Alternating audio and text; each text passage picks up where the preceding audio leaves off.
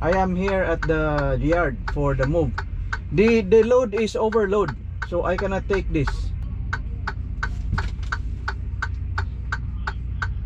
Yes, London. The weight of the trailer is 56,160 pounds. I cannot take that. My license is up to 87,000 pounds, and I am like 91,000 pounds with this load. Yes, overweight. Yes, so I am not legal. No, I am overload. I will be passing a scale.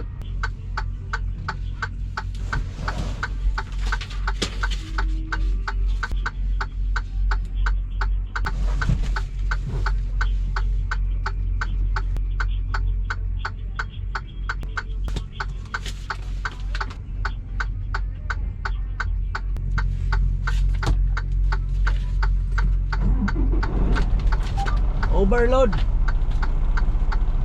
Ang weight niya 56,160 pounds. Ang load pa yan, plus itong truck. Yung gross vehicle weight dito sa Canada up to 87,000 pounds lang ako. Sa US 80,000, pero dito 87,082.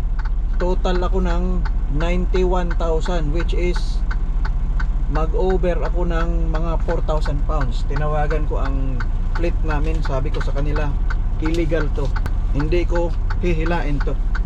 Kaya sabi nila, bigyan nila ako ng ibang plano. In-email ko na rin lahat itong picture ng bill of lading na nakalagay dito na 56,160, tapos yung license sa truck ko dito. Itong license, nandito yung license ko, up to 87,000 pounds lang. Kaya dapat importante no, alam mo hanggang saan ka legal yung sa weight. Yes sir. To scale? That the previous driver has no scale for this one? Okay, I will not be pulling this load, right? Okay, so I'll scale it. Okay, thank you.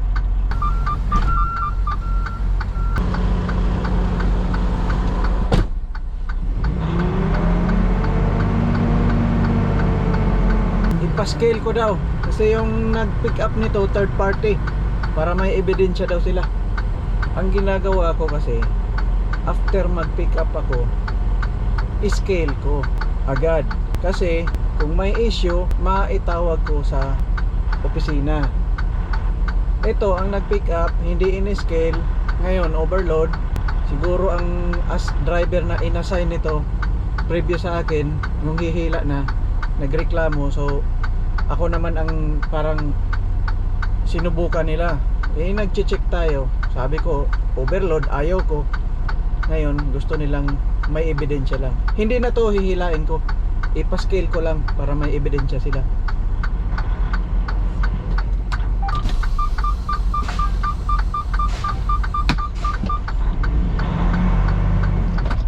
Grabe, ang bigat. Check ko muna yung mga brake. Kahit dyan lang tayo, check ko rin.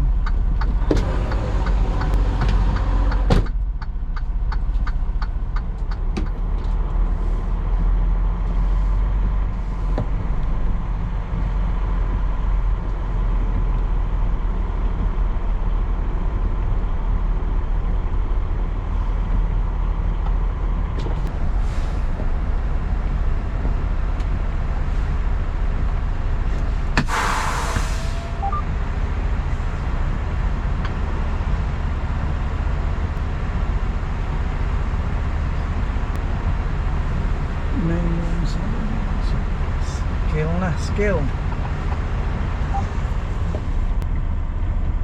Hindi niya mabasa oh. Tagal. Grabe, 91. Tama yung computation ko.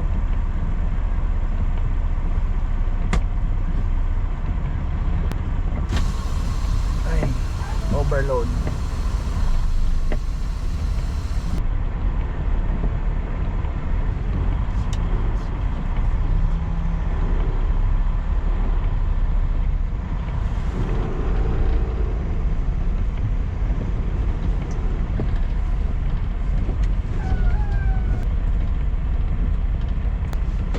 Trap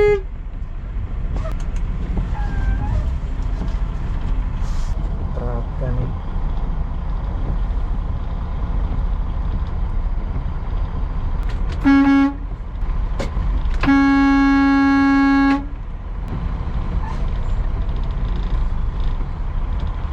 Good day sa lahat. Nandito ako sa yard namin. Hindi natuloy yung first trip ko, first load, kasi may issue sa weight.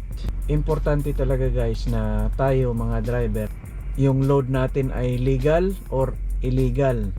Itong sa akin na case is, pag tingin ko kanina sa bill of lading is mga 50,000 ang load pa lang. So may problema na. Sa pagtingin ko pa lang alam ko na overload na.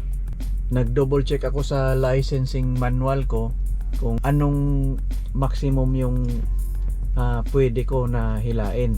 To 39,500 kilograms, so mga 87,000 pounds ako allowed dito sa Canada.